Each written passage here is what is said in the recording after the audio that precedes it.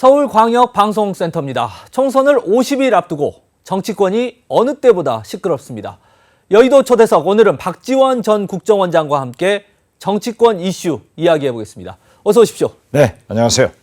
아유, 우리 원장님은 얼굴이 더 좋아지십니다. 선거가 체질이신가요? 열심히 합니다. 예. 월, 화, 수, 목 오전까지는 서울에서 방송하고 예. 목요일 오후, 금, 토, 일은 해남반도 진도에서 두더지 돌아다닙니다. 그 현안 이슈에 한번 들어가 보겠습니다. 지난주에 좀 뜨겁게 달군 건데 윤석열 대통령이 독일 국빈 방문을 나흘 앞두고 전격적으로 취소를 했습니다. 보통 이제 대통령실에도 계셨으니까 청와대에도 이런 경우가 잦게 있나요? 어떻습니까? 뭐 비상사태가 있다가면은 대통령의 외국 순방을 연기 내지는 취소하죠. 예.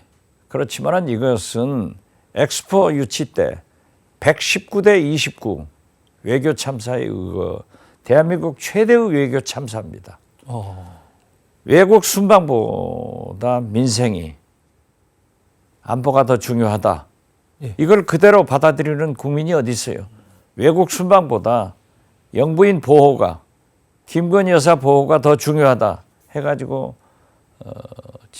연기를 했지만은 독일 언론에서도 디올백 때문에 못 온다 이렇게 보도하고 있기 때문에 저는 있을 수 없는 외교 참사다 이렇게 봅니다. 그런데 사실 이 뭐 김건희 여사 때문에 이번 방문을 취소했다라고 하는 독일의 보도, 이거 사실 추측성 보도로 볼 수 있지 않습니까? 어떻게 취재를 그럼 했겠어요? 뭐 때문에 취소했어요? 아, 지금 어쨌든 국내 뭐 때문에 정세를 취소했냐? 이유로 들고 있지 않습니까? 아, 그거야 지금 얘기하는 거죠.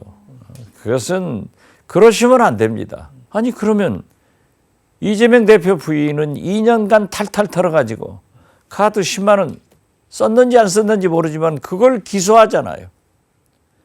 야당 대표 부인 그렇게 10만 원 가지고 기소하면은 대통령 영부인 300만 원짜리 명품 백 180만 원 화장품 그 전에 바로 23억 도이치모터스 주가 조작이 됐다고 나오잖아요. 이건 왜 기소도 안 하고 검찰 조사도 안 해요? 이렇기 때문에 국민이 이번 총선에서 윤석열, 김건희 정권을 심판하자 이렇게 나오는 겁니다. 여당 일각에서는 이런 말도 나와요. 외교 문제인데 이게 좀 야당에서도 이게 좀 하나의 목소리로 이렇게 얘기를 해주지 국격의 문제가 있지 않느냐, 이런 좀 볼멘 소리가 나오거든요. 당연하죠. 네. 야당도 그렇게 해줘야 되지만은 그 원인을 누가 제공했어요? 김건희 여사가 제공했으면 대통령이 특검도 받고 만약 KBS 약속대담에 나와서 죄송합니다. 법은 만인 앞에 평등하기 때문에 특검 받아서 사실 유무를 밝혀가지고 제 아내이지만은 처벌할 일이 있으면 처벌하겠습니다. 이렇게 했어야지. 이걸 딱 없는 것으로 부르고 아무도 안 나타나잖아요. 또 김건희 여사는 꼭꼭 숨어라 머리카락 보일라 하고 있지만은 또 엊그제 넷플릭스 CEO하고 이정재 배우하고 거기에 같이 참석했다는 것 아니에요. 그러나 사진은 공개하지 않아요. 이건 말이 안 되죠. 그러니까 사실상 김건희 여사가 한 60일 가까이 지금 언론에 안 나왔는데 지난 주말에는 또 사진 공개는 하지 않고 사실만 알려줬단 말입니다. 이거 어떻게 그러니까 그렇게 해서는 안 된다 이거죠. 영부인 노릇을 하지 않겠다고 국민을 속인 기자회견도 안 지켰지만은 어떻게 됐든 왜 영부인이 그러한 태도를 하냐. 그리고 거듭 말씀드리지만 법은 만인 앞에 평등한데 이재명 대표 부인은 10만 원 가지고 2년간 탈탈 털어서 기소한다고 하면은 김건희 여사도 반드시 그렇게 하면은 누가 국민이 비난하겠어요. 오히려 저는 그렇게 하면은 법대로 하면은 국민들도 그래도 영부인인데 너무한다 이런 동정심도 나올 거예요. 안 하니까 부글부글 끓는 거죠. 예, 민주당 이야기도 한번 좀 나눠보고 싶은데 지금 최근에 민주당 보면은 이 밀실 공천, 밀실 사천, 이재명 대표가 포함된 비공개 회의가 있다, 이런 보도들이 나오면서 좀 시끄럽습니다. 어떻게 보십니까? 이재명 대표는 밀실이건 또 관계자들이건 측근들이건 당 대표이기 때문에 소통을 해서 공천에 참조될 얘기를 할 수도 있고 해야 됩니다. 예. 마치 윤석열 대통령이 당부에 개입하지 않는다라고 해놓고 자꾸 개입하잖아요. 그게 나쁜 게 아니에요. 문제는 거짓말을 하는 거예요. 그런데 저는 김대중 대통령 모시고 저도 그러한 회의에 많이 참석해서 역할을 했어요. 그 밀실 사천을 하는 것은 옳지 않지만은 대표로서는 할 수 있는 일이다. 그렇게 봅니다. 근데 이게 밀실 비공개 회의 뭐 할 수 있습니다. 이 네. 의견도 듣고 할 수 있는데 여기서 결정되는 사안이 네. 실제로 반영이 되고 있잖아요. 특정인에게 불출마를 종용한다든지 대표가 전화를 해서. 그렇게 결정된 것이 적용되지는 하지 않았다. 저는 그렇게 봅니다. 지금 보면은 상대적으로 국민의힘은 한동훈 비대위원장은 공천을요 전략적으로 잘하고 있어요. 아랫돌 빼서 윗돌 맞고 예. 재활용을 잘한단 말이에요. 잘 정리 사전에 해가지고 정리를 하는데 거기에 용액관들을 또 많이 집어넣잖아요. 예. 그리고 경선도 붙이잖아요. 그런데 우리 민주당은 그러한 것에 좀 서투르다. 또 당연히 이재명 대표는 그러한 식으로 소통을 해서 최종적인 책임은 이재명 대표에게 있기 때문에 조정할 수 있다. 그런데 좀 제발 들키지 마라. 그런데 제가 볼 때는요. 거기에 참석하는 어떤 측근이 자기 자신이 그렇게 실세라는 것을 과시하기 위해서 특정 언론에 계속 흘려주고 있지 않는가. 그래서 대표께서는 측근 단속도 잘 하셔야 된다. 이렇게 말씀드립니다. 이 새 인물론 이재명 대표가 계속해서 이야기를 하고 있는데 이 새 인물론도 사실은 잘 들어보면 친명 원외 인사를 혹시 국회의원 시켜주기 위한 사전 작업 아니냐. 이게 옳습니까? 근데 이게 맞습니까? 저는 그렇게 보지 않습니다. 저는요. 왜 친명, 친문 이 프레임을 가지고 민주당이 분열되고 있는 양상을 국민들한테 보이는가. 이것은 특정 언론이 그렇게 프레임을 딱 씌워가지고 갈랐는데 민주당이 거기 놀아나고 있다. 아니 지금 만약 이번 총선에서 민주당이 과반수 이상을 하지 못하면은 윤석열, 김건희 정권에게 의회 권력까지 줘가지고 앞으로 3년 대한민국이 어떻게 되겠습니까? 그리고 이재명 대표도 말씀했잖아요. 만약 총선에 실패하면은 이재명이 없다. 그런다고 하면은 저는 친명, 비명 이런 거 하지 말고 제발 뭉쳐서 이기는 선거를 하자 이렇게 말씀드립니다. 지금 당내 공천 민주당도 뭐 논란이 많지만 뭐 국민의힘도 논란이 많고요. 근데 이제 원장님 같은 경우만 하더라도 지금 공천 심사 면접을 보신 지 지금 20일이 넘었죠? 20일이 다 돼갔는데 아직까지도 결과가 안 나오고 있고 이번 주에도 결과가 나올지 안 나올지 모르겠어요. 좀 답답하지는 않으십니까? 특히 전남은 국민의힘도 못하고 있습니다. 왜냐하면 선거구 확정이 안 됐어요. 그렇기 때문에 29일 본회의가 열리면은 거기서 확정되면은 공천을 하지 않을까 이렇게 봅니다. 문제의 핵심은 광주에서 예. 민주당의 공천이 시끄럽다는 거예요. 언론사 KBC 등 MBC, KBS 다 했잖아요.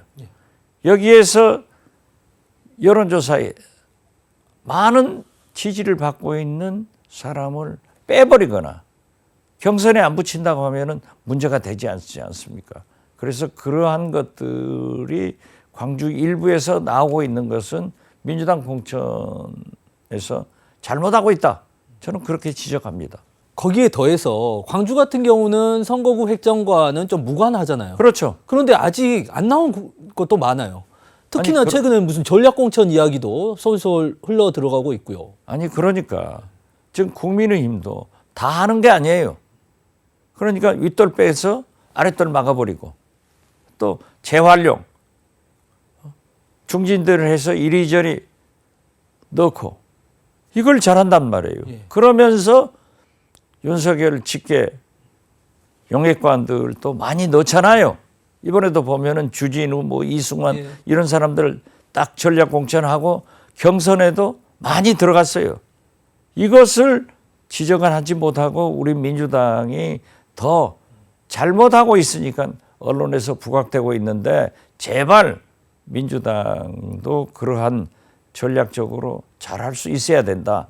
그리고 지금 사실 국민의힘은 쉬운 것을 먼저 했어요. 예. 모든 협상은 선의 훈한 쉬운 거 먼저 하고 어려운 건 뒤로 넘겨놓는 거예요.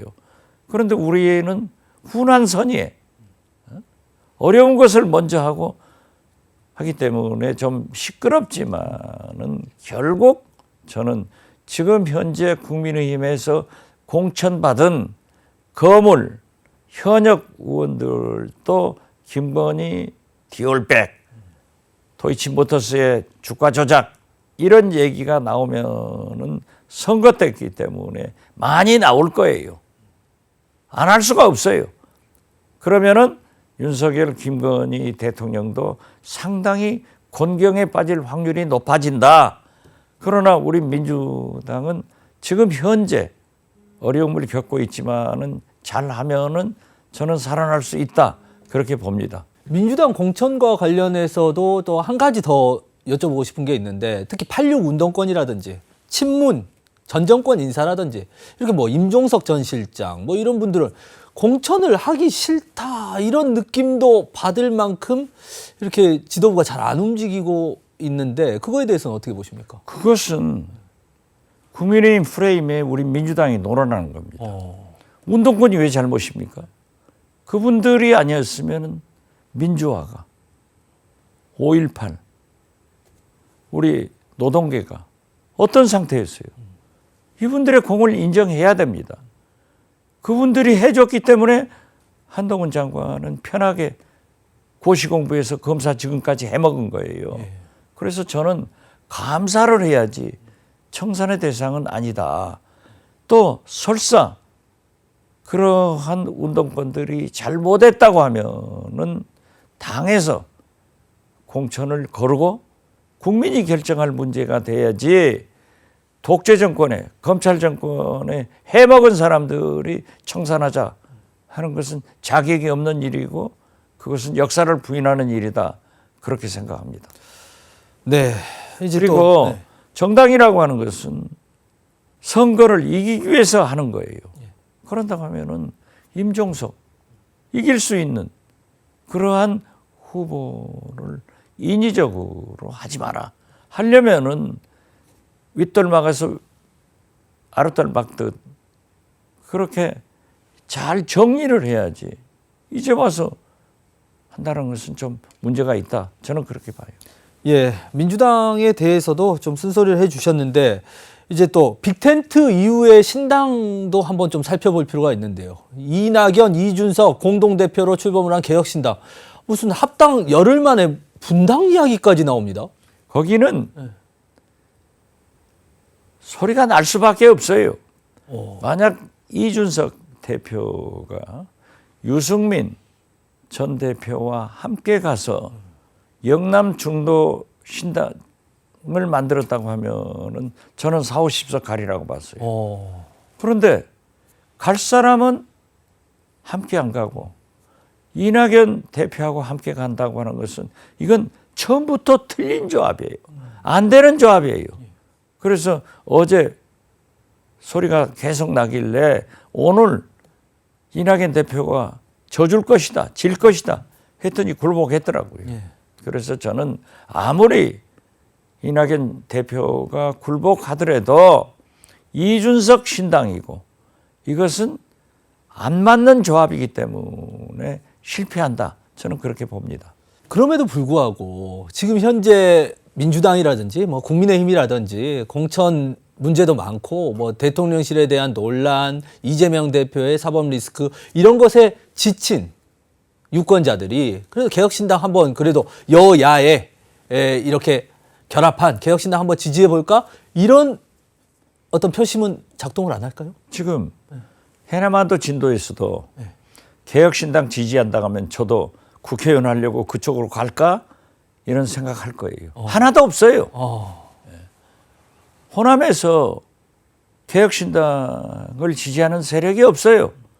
특히 이낙연 전 대표에 대해서는 완전히 실망하고 있습니다. 그런데 보세요. 개혁신당 여론조사 오늘 보면은 반토막 나버리잖아요. 상대적으로 조국 신당이 10%대로 올라가더라고요. 이게 뭡니까? 싸우지 말라는 거예요.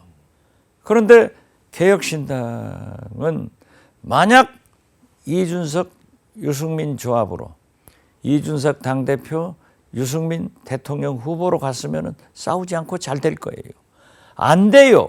이준석, 이낙연은 태생적으로 다른 거예요. 그렇기 때문에 싸우는 거예요. 더 떨어질 일밖에 없고 저는 개혁신당은 이준석 당 그쪽에서는 몇 석이 가능하겠지만은 이렇게 가다가는 원내 교섭단체도 못한다. 만약 이준석, 유승민 조합으로 갔으면은 4, 50석 할 것을 판단 잘못해가지고 이낙연하고 같이 가서 망하고 있다. 그렇게 봐요. 네, 지금 뭐 빅텐트 이후에도 지금 말씀하셨다시피 조국 전 장관이라든지 지금 송영길 전 대표 창당 작업을 지금 하고 있습니다. 선언을 했고요. 이거는 또 어떻게 보십니까? 저는 송영길 전 대표는 창당을 안 했으면 좋겠어요. 지금 옥중 창당을 어떻게 됐든 네. 그 돈봉투 문제로 전당대회 비리 문제로 구속이 돼 있는데 그러한 것을 창당하는 것은 좀 바람직하지 않다라고 생각했고 저도 조국 전 장관에게는 설사 표창장 위조가 사실이라도 일가족을 몰살하는 윤석열 검찰에 대항해서 국민 대표심 즉 청선에서 심판을 받아보는 것도 좋다 했는데 창당까지 가버리니까 굉장히 당혹스러웠습니다. 네. 처음에는. 그렇지만은 기왕 저렇게 창당하고 이제 오늘 보면은 10% 정도의 가장 높잖아요. 제3세력 그런다고 하면은 또 민주당과 함께 가야 되기 때문에 저는 민주당에서 받아들여서 민주개혁연합세력의 위성장당으로 함께 했으면 좋겠다 하는 생각을 갖습니다. 개혁신당은 여야의 어떤 실망 세력들이 뭐 지지 기반으로 온다고 했을 때 이 조국 전 장관의 신당이라든지 송영길 전 대표의 신당은 민주당의 직격탄 아닙니까? 그럴 수도 있죠. 그렇기 때문에 함께 가도록 포용해야 된다. 일부에서 조국 신당 같이 함께 못 간다라고 하는 것보다는 현실적으로 민주진보 개혁 세력이기 때문에 함께 갈 수 있도록 우리가 포용하자. 지금 녹색정의당도 함께 포용하려고 했지만은 지역구 양보 등 여러 가지 문제로 독자적으로 가겠다고 하고 있지 않습니까? 이러한 것도 버리지 말고 계속 설득해서 함께 가야 된다. 저는 그렇게 생각합니다. 예. 마지막으로 질문 드린다면 지금 총선이 50일 남았는데 당장 내일 총선이 열린다면 우리 원장님 어떻게 좀 전망을 하십니까? 딱 50일 남았는데 공천을 어떻게 잘하느냐. 그리고 그 사이에 잘하는 것도 중요하지만은 실수를 하지 않으면은 저는 우리 민주당이 국민들이 바라는 대로 최소한 윤석열, 김건희 정권을 심판하고 검찰공화국 종식을 위해서도 과반수 이상을 민주당이 가질 거다. 만약 민주당이 과반수 이상을 갖지 못했을 때 우리 국민들이 과연 윤석열, 김건희 정권이 지난 2년간 잘했습니까? 살기가 좋아졌습니까? 뭐가 나아졌습니까? 그리고 검찰 정권이 이렇게 민주주의를 파괴하는 것을 용납하지 않을 것이다. 그렇기 때문에 저는 민주당한테 기회를 줘야 된다. 이런 말씀 드립니다. 네, 알겠습니다. 여기까지 듣도록 하고요. 지금까지 서울광역방송센터에서 박지원 전 국정원장과 함께 전해드렸습니다.